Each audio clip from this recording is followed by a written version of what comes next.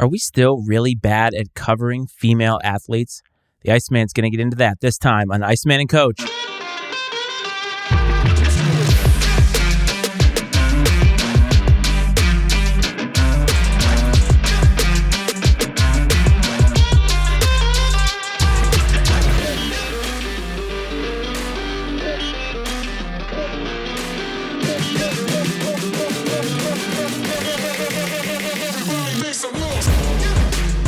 Welcome back to Iceman and Coach, everybody. As always, this is the Iceman, Matt Freites. Normally, it would be me and the coach, but this is an old-school monologue episode this week because some things have been happening in the world of sports that I want to get to.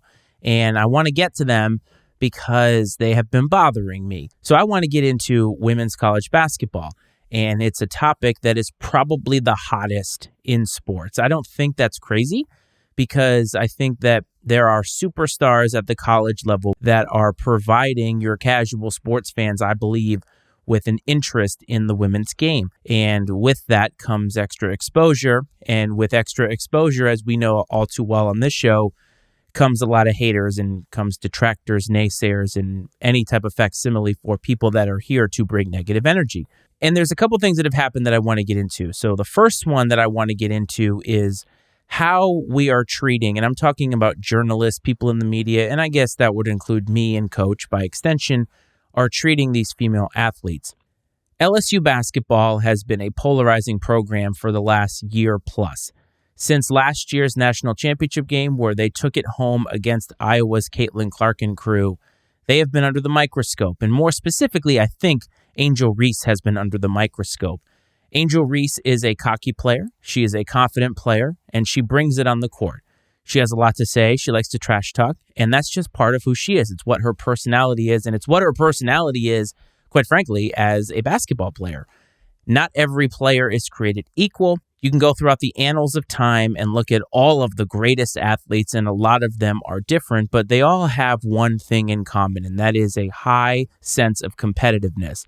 And no matter who you are, no matter what sport you play, that's something that you need in order to succeed at the highest levels of whatever sport you are playing. Angel Reese is that type of person. She has, in my opinion, that championship moxie.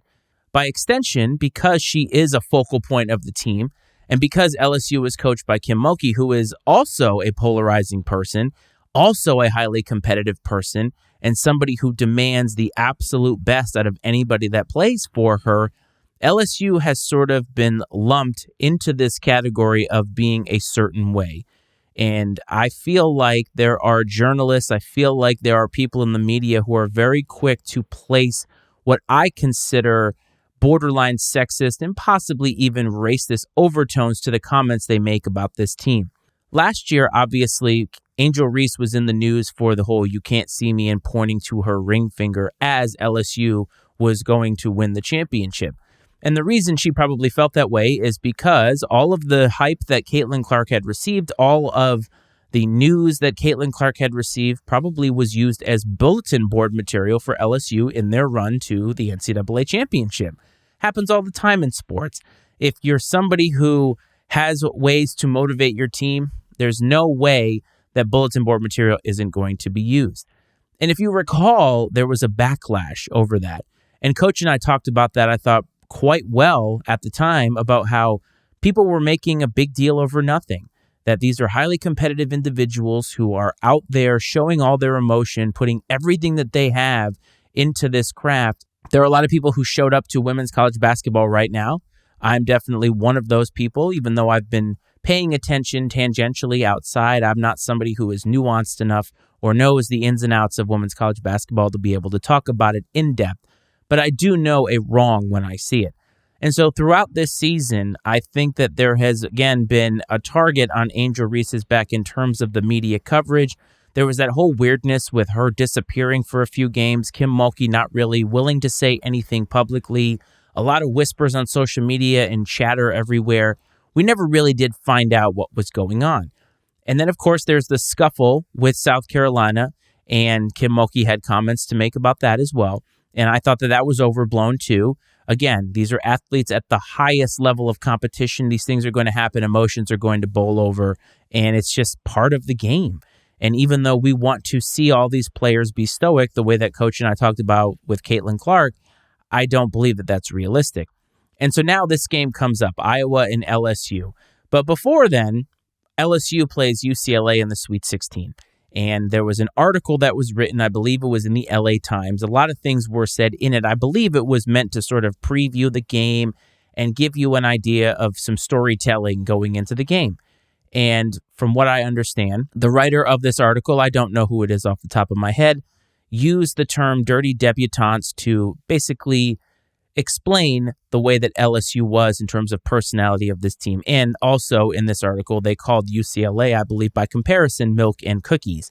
And I have to tell you, that was very triggering, hearing that kind of description. And why?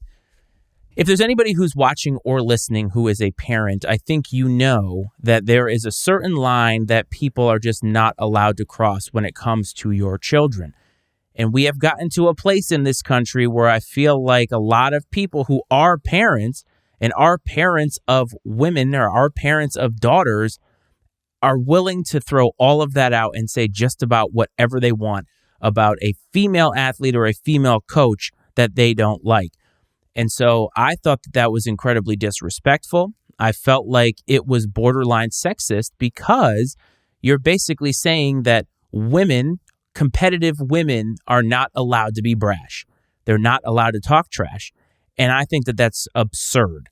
It's ridiculous because a lot of people, I'm talking mostly to men, when they look at their male athletes, all these people that they look up to, they're competitors. When they're fiery, when they yell at their coach. Now, a lot of people were concerned about Travis Kelce, obviously, but even I at the time said, look, these things happen. The Super Bowl is the height of competition, and there are a lot of stakes. And I feel like you give them a pass for being heated in a moment because we've all been heated in a moment. But I feel like to describe young women as dirty debutantes, to me, it just feels dirty. It doesn't feel professional. It feels like something that you would say behind closed doors that you wouldn't want other people to hear. And so fast forward to the aftermath of LSU's loss to Iowa, which was, quite frankly, an excellent basketball game. It broke records, and I'm talking about breaking viewership records, not just for women's sports, but compared to the NBA Finals and all of these other sporting events. And it was a remarkable thing to see. LSU loses, and nationally, everybody wanted LSU to lose because Caitlin Clark has sort of been anointed as this savior of women's college basketball. And Coach and I talked about that last week also, that it's a little bit unfair to pin that on Caitlin Clark. She is a generational athlete. She is excellent at what she does. And quite frankly, I feel like we should just let her be great. Look at what you're seeing, take it in, and know that you may not see something like that again. Angel Reese at the post-game press conference had some things to say about what the last year of her life was like. And she said basically that it was really tough, that over the course of that time, she had received a lot of hatred. She had received death threats. She had received sexist threats. She had been sexualized. And I think that it very much got to her mental health. The commentary coming after that is what also disturbs me because there are a lot of people, and it's not just men, but it's mostly men, who are looking at her and saying, well, you can't be cocky, you can't be brash, you can't be all of that, and then complain when you lose and people give you basically shit.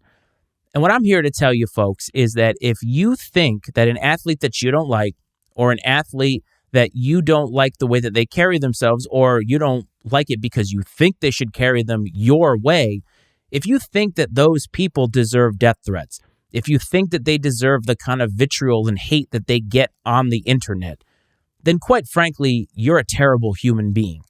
If you're somebody who's watching or listening to this and you have a daughter, how dare you? How dare you think that people should talk to young women like that? And this is the problem, is this is not an Angel Reese problem. It's not a Caitlin Clark problem. It is a problem in sports that predominantly men are only allowed to say these things. And quite frankly, male athletes, white male athletes, are really the only ones who are allowed to be fiery. They're the only ones that are allowed to show any type of competitiveness. And we all say, look at that. That's a winner. I know a winner when I see it. But when it comes to non-white athletes, when it comes to women, especially women of color, honestly, the commentary sucks because people think that it's okay to say whatever you want. And there are people who I know who put things out in a public realm that sound a lot like Donald Trump. Name calling, just terrible things that these people wouldn't want to hear about their own daughter. And we've come to a place now where journalists even, and I'm somebody who respects journalism. I think that journalism and the search for truth is a noble cause. I think that especially doing stuff like this podcast, I think it's important that when Coach and I come out with something, if we're not sure of the facts, then we shouldn't say it, or we should make sure that we say we don't know all of the facts because we are not journalists. We have an opinion, we have a platform, and we use it just like I am now, but we are not journalists. And to me, for people who are professionals who do this for a living, to think it's okay to name call a group of women in a public article, it's insane to me. And for people on social media to come to Angel Reese's page or Caitlin Clark's page or whoever and say the things that they say to these people, to think that that is okay when so many of you don't give that kind of shit to male athletes. I think it's ridiculous. And so many of you are fathers of daughters who are going to grow up into this world. And the second somebody treats your daughter like that, I guarantee you, you are going to lose your mind. And you're going to want to take out whoever it is that said that to your daughter. But the sad reality is that we don't extend that courtesy, the courtesy of humanity, to our female athletes. And these are not professionals, folks. I get that they're getting paid. And a lot of people like to say, well, you're getting paid, you get treated like a professional, and that's fine. But so many of you watching or listening to this probably don't put the same effort into your own lives or your own jobs that these women do. You probably don't go and have to deal with all the things that they have to deal with when you go to your job. You may have an encounter with a customer or whoever that may leave a sour taste in your mouth. People are not going to your Instagram feed. They're not going to your Twitter page to say really nasty things about you. They're not writing articles calling you a loser. And I just feel like we've gotten to this place in this country where we think it's okay to dehumanize whoever because they're not on our team or we don't like them. And I think that that's sad. Caitlin Clark is a joy to watch. I think she understands what has been placed at her feet in terms of being a role model. Angel Reese is not asking to be a role model. Anybody in LSU not asking to be a role model. And it's your problem if you're asking them to be role models for your children or even for yourself. They're out there to play basketball and they're out there to look out for their own ass. Because in our life, that's the only person who's going to look out for us. Not our coaches, not our spouses, not our best friends, us. So when you go out into this world, remember that these women are out here looking out for themselves because that is the world that we live in now.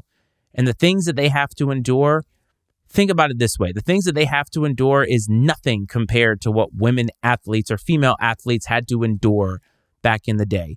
Imagine being a female athlete who was not allowed to compete in the 50s or the 60s. And then imagine being Kim Mulkey, who was a point guard in the 80s. Can you imagine the things that she heard? A lot of women were told that they had to dress a certain way, act a certain way as athletes, that you had to be proper, you had to be all these different things. And we know now that that was stupid. We know now that athletes can be whoever they want. Their personality should shine through because that is who they are, and that is what makes them the player that they are. Caitlin Clark is not as good as she is if she is not of that personality. Same with anybody else. What makes us tick is all different. But seemingly we have gotten to a place where what makes a lot of people tick is just general negativity, general sexism, and quite frankly, I think it sucks. And I really hope going forward that we put away a lot of this vitriol and get back to just enjoying sports. These women are putting on a great show, and we should just enjoy it because Caitlin Clark will not be here next year. Angel Reese will not be here next year. And the WNBA does not get the kind of coverage that college basketball does. Right now, women's college basketball is probably the most white-hot sporting event going right now. And Caitlin Clark is probably the most recognizable and popular basketball player, period, in the entire world. And we're squandering that by doing things like name calling, doing things like sending death threats, and focusing on the shit that just doesn't matter.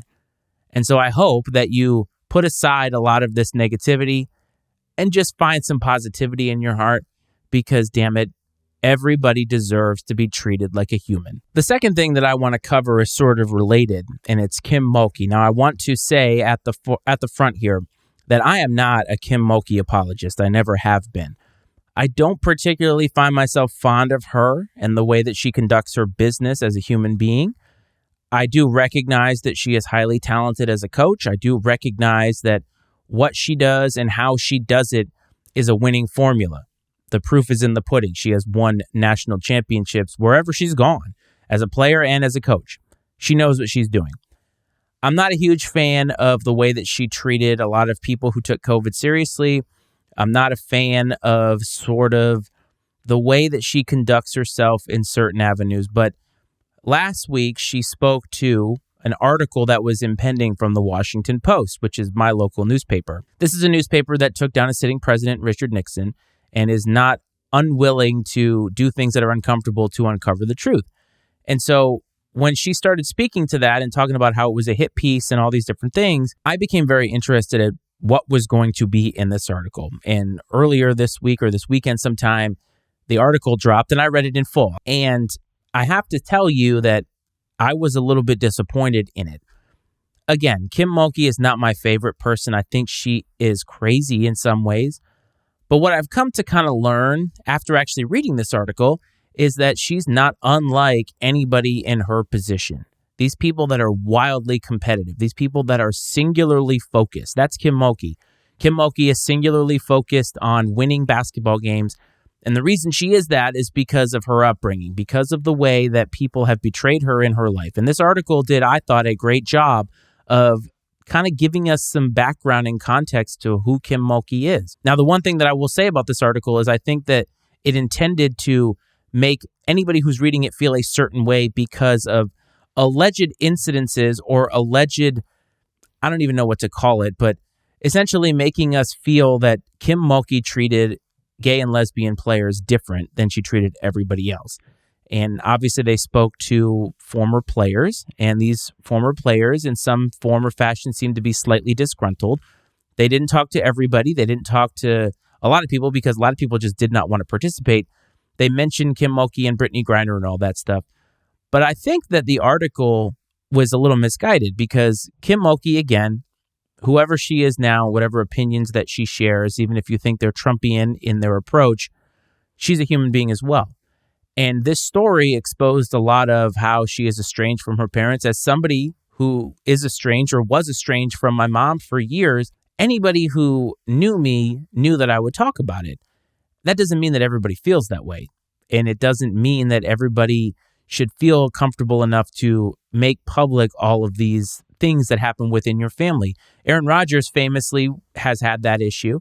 And a lot of people think that because he's estranged that he has to be a terrible person. Well, don't make the assumption that everybody's mom and dad are great people, because I definitely know people who have terrible mothers and fathers or had terrible mothers and fathers and had to get out of that in order to be the people that they are today. I guess I was disappointed because, again, I feel like this article was not after seeking the truth about something. When Kim Mulkey essentially came out and tried to get out in front of this article, I honestly thought that she was going to be accused of doing something. There was going to be some smoking gun. All it really was highlighting who she was and sort of making these veiled accusations that she treated those players differently. And I feel like the article did not get after the truth. I think the article had an agenda.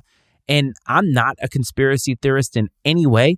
Again, I think that most journalists are doing their best to provide the truth because that, I think, at the core of journalism is what so many of them are going after. But this article really didn't get to that. I ended up reading this article and sort of feeling slightly sympathetic for her in certain ways because, man, she had a number done on her mentally as she was growing up as a basketball player by the coaches that she was coached by, and she learned all of her behavior from those people. Not to mention the fact that at her age, I think she's in her 60s, she just comes from a different generation. And yes, people like Bob Knight, who I eulogized and said he's complicated. And when I say he's complicated, that means that there are things that he has done, actions that he has taken that I don't agree with. I'll never agree with choking a player. I'll never agree with being physical with a player in that kind of way. Racial slurs, gay slurs, anything. You throw anything like that in there that's dehumanizing, I'm not here for it. But hard coaching is a completely different thing. And the article tried to talk about Kim Mulkey not wanting to hear about boyfriend-girlfriend problems, and they focused on girlfriend problems. But my guess would be that she felt the same way about girlfriend problems as she did about boyfriend problems. Because again, like I mentioned when talking about Angel Reese and Caitlin Clark, Kim Mulkey is singularly focused on winning basketball games.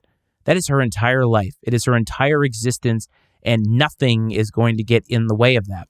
Not to mention, she comes from an era for which people being public about those types of things is not what we did. Kim Mulkey is from that generation. Keep it private. It doesn't come into our basketball meetings. It doesn't come onto our basketball court. And while those things do make up who a person is and they do affect their performance, there are a lot of avenues outside of the head coach that could take care of that. And so I think the intended feelings that people were supposed to feel, to me, weren't met. And again, as somebody who empathizes with a lot of people and certainly can sympathize with a lot of the plights that people have been through that I know that I haven't been through, I didn't read that article and feel like, wow, just a terrible person needs to be fired. And the timing was weird during the NCAA tournament. They're defending national champions. I mean, this article could have been written whenever. Kim Mulkey has been this person her entire life, and a lot of the stories that they told happened at Baylor. So maybe it's just because of the fact that she's not been at Baylor, but I think it was trying to say that Kim Mulkey leaves a wake, a path of destruction everywhere that she goes. And what head coach doesn't do that? How many people watching or listening to this have left a job in some form or fashion, and you know that that job is worse off because you left? Did you care? Does it matter? Because you got where you needed to go. Because like I said, you got to look out for yourself. Kim Mulkey leaving Baylor and saying that Baylor is in the trash, basically, that's offensive to the current coach. And that program was a number 4 seed this year, or 5 seed, I can't remember, in the NCAA tournament. To me, that's not leaving them in the lurch. That's just the turnover from one coach to another. And the turnover from a Hall of Fame coach to somebody who's not a Hall of Fame coach is just going to be more difficult than the other way around. I feel like the article really missed the mark. And it disappoints me because, again, this is the second time now that journalism has let us down when it comes to coverage of women specifically. Because, again, you don't see a lot of articles about men like this. At least I don't. You don't see a lot of male coaches being taken to task. Gino Auriemma got taken to task for calling South Carolina thugs, and I agreed. I thought that was a poor choice of words. Dawn Staley, I think, is running an excellent program. And Gino Auriemma, who is an elder statesman in this game, got frustrated because other programs are coming to pass him, and he doesn't like the way that they recruit, play, whatever it is, because that's not the way he does it. And he got caught in a moment that was definitely poorly chosen. But I think Kim Mulkey is just insane because she is so competitive and just so into winning. And all I want at the end of the day here is I want us, journalists, regular people, people on social media, people watching this, I want us to all think harder before we say things or type things and hit publish or hit send. Because I think we have come to this place where we're allowing ourselves to dehumanize a lot more people more and more often. And we should not be doing that. We should be propping these people up. We should be making sure that these people know how great that they are. Even if you're not a Caitlin Clark fan, calling her a hag, just not here for it. Not here for it. And I feel like keep those words to yourself. Plain and simple. Journalists need to be better, though, on the other side of that, too. It's the pursuit of truth, people. It's not the pursuit of your opinion, and it's not the pursuit of trying to make people feel a certain way by giving you stories that have nothing to do with a specific incident, but just are trying to stoke the embers and create a fire where there isn't a fire right now. And that's all that I'm asking for. How do you feel about the way that journalists and the way that people are treating these female athletes, and how do you feel about the article, if you've read it, about Kim Mulkey? I'd love to know. If you want to call or text the show, the number is on the bottom here on YouTube, but it is 703-718-6314. You can find us all over social media, on Instagram, on TikTok, on Twitter, wherever it is you find us, wherever it is that you listen to us. Coach and I definitely appreciate it. I know that I do. And hopefully we'll be back next week with an episode of me and Coach, and we can get back into all the fun that we normally have. I hope this finds everybody well. I hope this finds everybody safe. And I'll talk to you next time. This is Iceman and Coach.